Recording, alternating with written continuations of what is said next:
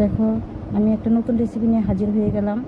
দিয়ে দিলাম স্বাদ মতো নুন, আর দিয়ে দিলাম চিনি। দিয়ে আমি ভালোভাবে দেখো আটার ময়দাটাকে একসাথে মিশিয়ে মেখে নিলাম। তারপরে দেখো আলুর পুরটাকে আমি ভালোভাবে ম্যাশ করে নিলাম, যাতে ভিতরে কোনো দানা ভাব না থাকে। দিয়ে দিলাম জিরে গুঁড়ো, গোলমরিচের গুঁড়ো, স্বাদ মতো নুন, লঙ্কা গুঁড়ো দিয়ে আমি ভালোভাবে এটাকে মাখিয়ে নিলাম।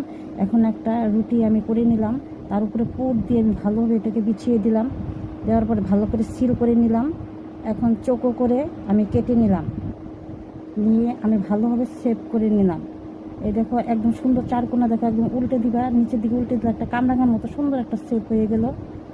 এইভাবে তোমরা সুন্দর করে বোঝার জন্য আরেকটা করে দেখালাম। এই দেখো তেলটা গরম হয়ে গেছে, আমি ভালোভাবে ভেজে নিলাম।